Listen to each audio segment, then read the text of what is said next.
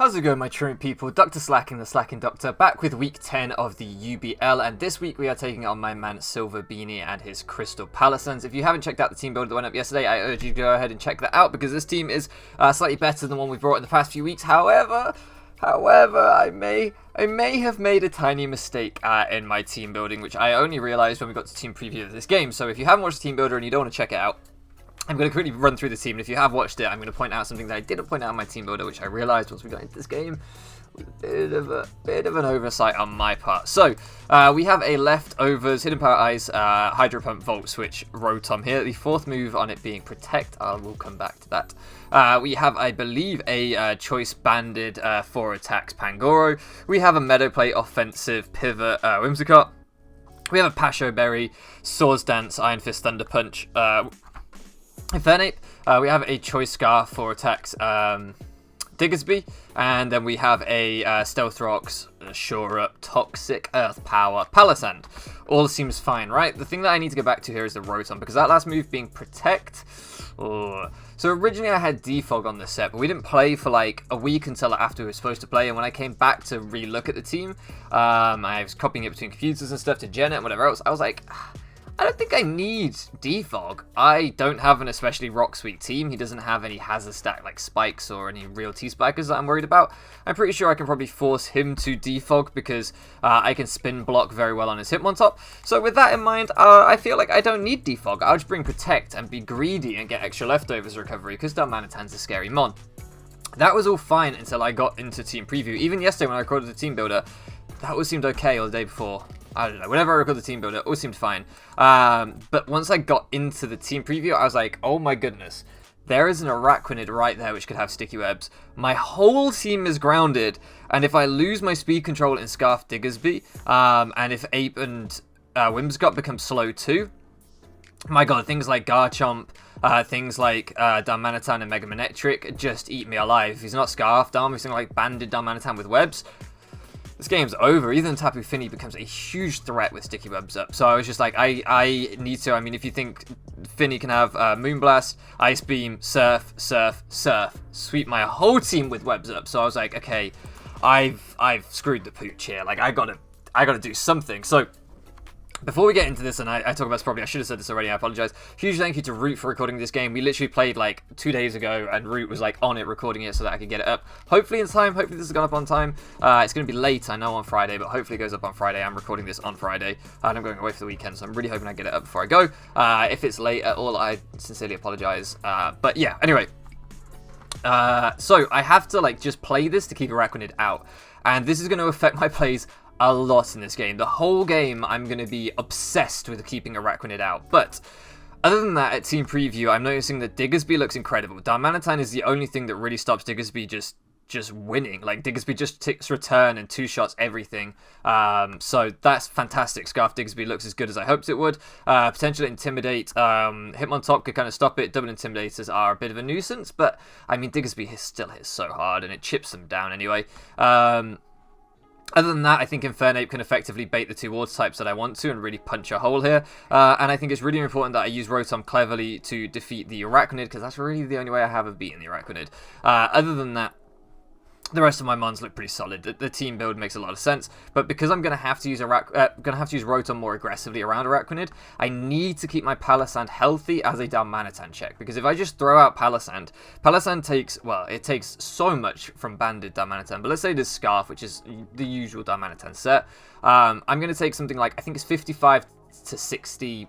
Something like that, which I do have leftovers for and stuff, but I can't switch in on a Flare Blitz. It's not going to take it very well at all. I can Earth Power and Oko, but I can't switch in. So to basically beat that Darmanitan ever, because it pretty much Okos the rest of my team, especially if I'm using Rotom aggressively, I have to keep Palossand healthy. That's going to be my win con. So looking at his team, my plan is to put everything down until it's only like Darmanitan plus Hitmontop or Darmanitan plus Mega Manectric that can't break the Palossand. Now, fortunately, I do have a good lure for his water types in my Infernape, so if I can get rid of those early, then I think Palossand can go in, but I've also got to try and keep Araquanid off the field, like I said. I hope that will make sense. Basically, we're trying to win with a defensive win con.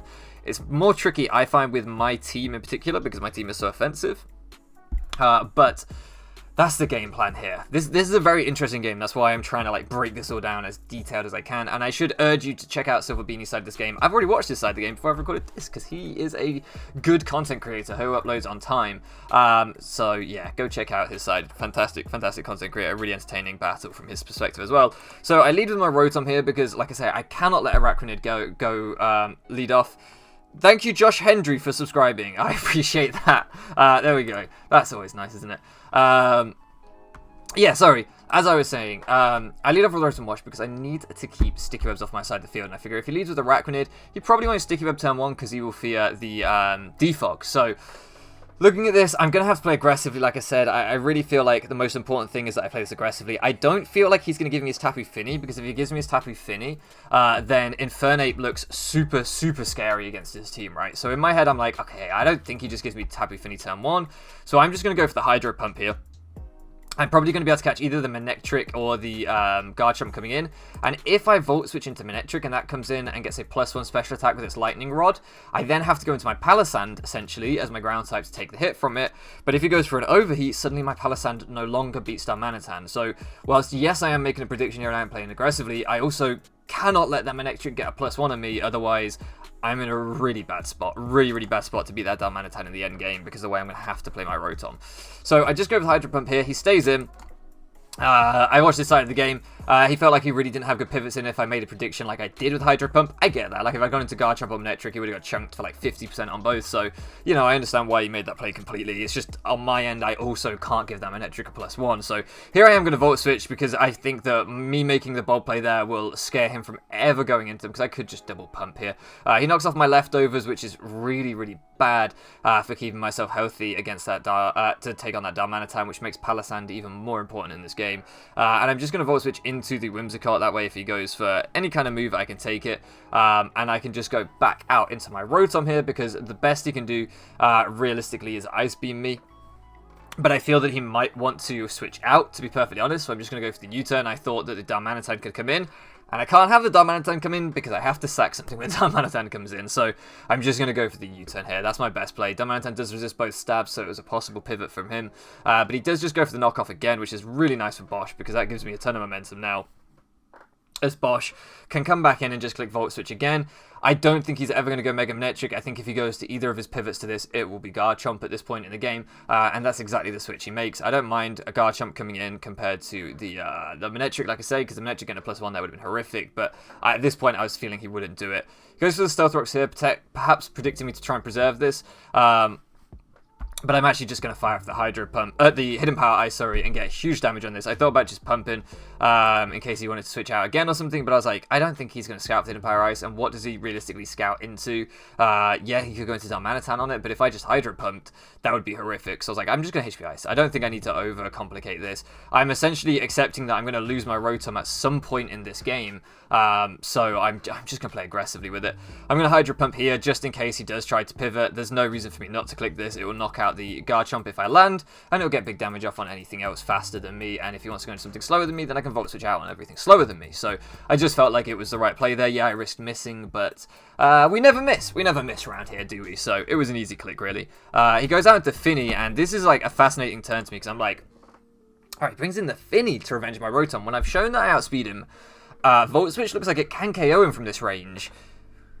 Why? Like, why Fini? And I'm like, okay, I think he wants to get his Misty Terrain up. That's the only thing I can think, is that he's terrified that Rotom either has Will-O-Wisp or Toxic, and he doesn't want to deal with either of those. So, with that in mind, I'm just going to go for the Hydro Pump here because I don't think he's keeping this in. I think he's trying to get this in for something else. And this feels like the most obvious Volt Switch bait I have ever faced. And I still cannot let that Manectric get a +1. It just can't happen, or I have to start sacking my win cons, essentially. So with that in mind, I'm just going to go for the Hydro Pump here. He does go Mega Manectric. This is going to destroy this thing because it's not even Mega Evolved yet. We're going to get, like, I don't know, 60-70% off. But we miss. I can't complain. We've already landed 2 Hydro Pumps, albeit one of them only against the Fini. It's definitely tough, but what can you do? Here I'm just going to go into Crystal Palossand. I don't think it makes a ton of sense for him to make the Hidden Power Ice prediction here because I've played my Rotom so aggressively that if I just stay in and pump him again, I don't know, that just feels like a super loose play to me for him to not just click Volt Switch here. Like, I don't know why he would HP Ice. So I'm just going to go into Crystal, especially because he has a fairly safe switch into me in his Araquanid, like, it just doesn't, I don't know, it doesn't feel like a worth prediction for him to make in terms of, like, risk versus rewards. It just feels worthless to give me his Manectric if I stay in Hydro Pump. So now I'm going to double out predicting the Araquanid because can't let this thing have sticky webs, right? Because I didn't bring Defog.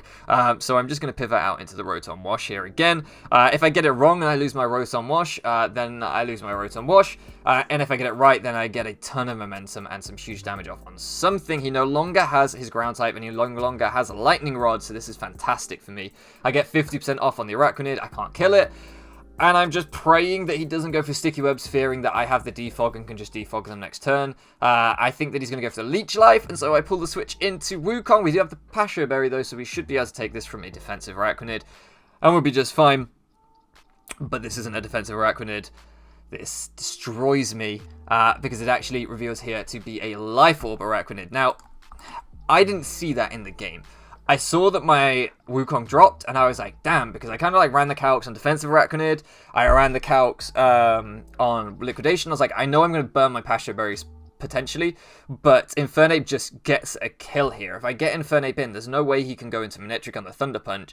So what does he go into? Infernape just secures a kill here. If I get it in, Liquidation should never kill unless he's offensive, and Leech Life would do nothing, right? So that's what I was really expecting, the Leech Life. And if he does go for Sticky Webs, then I get my Infernape in before Sticky Webs go up, and that is still pretty useful because Infernape then can just bop this thing with a T-Punch and be able to hit something else that comes in afterwards and take a hit from it. So I was kind of just like, I thought that was my best play all round. Maybe I should have gone Whimsicott. Maybe that would have been less risky, as Whimsicott wasn't doing a ton in this game at this point. But I felt like I had to play on the front foot. Felt like I had to play aggressively because of my oversight in prep. So that's why I made that decision. Because I was calcing and trying to figure out how he KO'd me, and I realized that like a 252 Adamant Attack Araquanid had a chance to KO me after Rocks with the Liquidation on my EV spread on Wukong. I was like, maybe he's just like a Resist Berry. I was like, maybe he's Wakan Berry. Maybe he's a Super Berry so that he can keep like coming in on Rocks and get a Super Berry. Maybe he could be like something really creative like Mental Herb to stop me taunting him on Sticky Webs. I was like, there's any number of items he could be because I didn't notice the Life Orb recoil because I was too busy like frantically calcing. Like, why did I die? Why did I die? Rather than looking to see why I died. So I'm just going to bring in Warren here because this will KO this thing if he stays in. And I'm praying that he stays in, because if I can get this Araquanid, I can play this game so differently once that thing goes down. Unfortunately, I don't get the Araquanid. He goes out into Tapu Fini. I am going to two-shot this thing. He's going to see that I have no boosting item. I don't know how much he's looked into my prep this season, but I've ran Pasho Berry, I've ran Assault Vest twice, I've ran all sorts of different things on my Diggersby. I think I've only ran it Scarf one of the game. So I don't feel like it necessarily is an obvious Scarf just because I have no boosting item. So with that in mind, I'm curious to see what his switch is as he goes out into the Manectric. Now, this tells me one of two things. Either he just doesn't think I'm Scarf, which I think is a really risky thing to do, or two, his Darmanitan possibly isn't Choice Scarf, or he doesn't know if it outspeeds me or not. Now, the problem that I have with that latter one is that I still don't know if I outspeed him because I'm not 252 Jolly. I'm not max speed. I'm doing a speed creep of my own. And it's this position where, okay, maybe he hasn't speed crept Scarf Diggersby with his Darmanitan, but what has he speed crept? Or speed crept? I don't know. So it's this really awful thing where I'm like, maybe I outspeed him, maybe I don't know. But either way, my play 100% is to stay in here and just two-shot this Manectric. This thing can't OHKO me with any move it goes for. Worst case scenario, it goes for Overheat and burns me, or Flamethrower and burns me. That's like the worst thing that can happen here, is he just fires off the Hidden Power Ice. And that's not too bad. That's okay for me. I'll tank that. I mean, it does a lot, but I don't need HP on this thing. I'm not taking any hits with this thing, so I'm completely okay with this. I'm just going to fire off another return as he pivots out into Hitmontop, and this is best case scenario for me because I'm just getting chip off on everything on his team, and that's, you love to see it. You love to see it. So this thing, interesting as it come in, does not get an Intimidate, which is, I thought he was going to like double Intimidate, switch me, and that was going to be his plan here. No. So now I'm like, okay, this thing's Technician. At Team Preview, I just took Hitmontop as like, okay, so we've brought Hitmontop because it's a spinner that comes in easily on Mega Glalie, and it clicks Rapid Spin as after I've clicked Spike, it gets rid of the spikes, and he pivots back out again.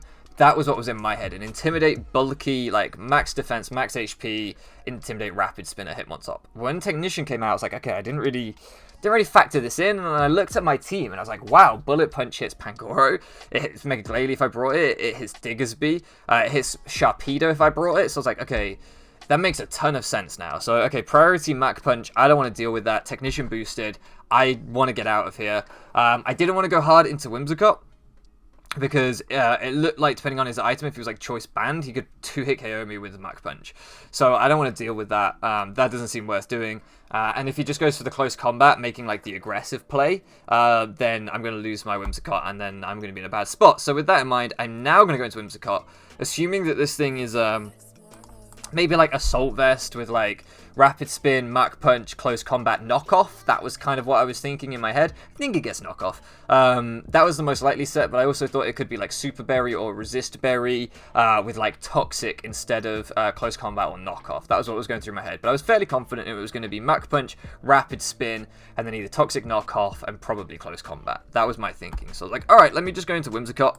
I'm just going to click Moonblast, and I'm going to secure something, and he reveals a Bullet Punch here, and this is the point where me, if I'm being transparent here, always viewing Hitmontop as just an Unmon, really bites me in the ass, because I'm like, oh no, like I just sacked my Whimsicott, I just sacked my Rotom, and now this is where it's really interesting, because when you're playing like offensive, like I'm trying to play this game, how many sacks you have to their scary mons like Darmanitan, for example, when Darmanitan 2-hit KOs my wall for it potentially, is huge. How many sacks you have is vital, and I wanted so badly to go into the Palossand on his first Mach Punch instead of sacking Rotom, because I was like, why sack something when I can just go Palossand? But then I was like, if he's Toxic, he's going to wear me down, and I'm going to be in a really bad spot, or if he's AV, Knockoff, he's going to like knock me off, and then I'm going to be shoring up, and then he's going to get a free switch into Araquanid, and then he's going to get Sticky Webs up on me. So I was just like going through my head, and I was like, I can't figure out a way that I can play my Palossand in safely here, and not just lose a ton of momentum. So I felt like I had to sack my Rotom. The big mistake was not just going Pangoro.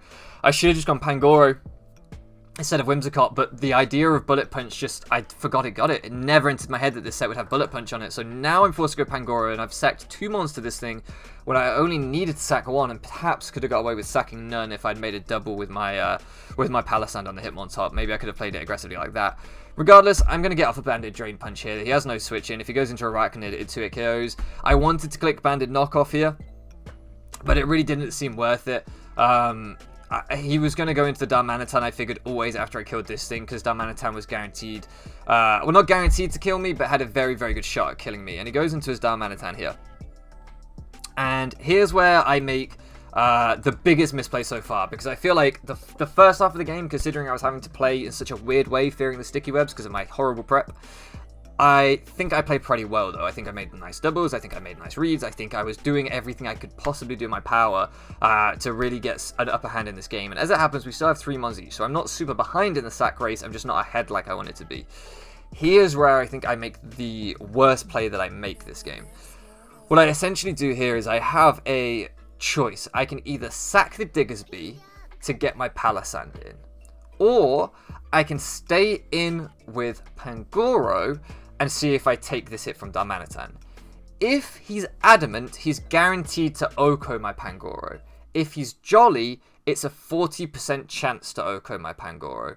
So I will find out at that point whether he outspeeds my Diggersby or not. So if he's jolly, he probably won't kill me. I'll have a 60% chance to live. I will kill him with Banded Drain Punch. The biggest threat is gone. That would be phenomenal. And I would get all my life back with Drain Punch. Or quite a bit of it back with Drain Punch anyway.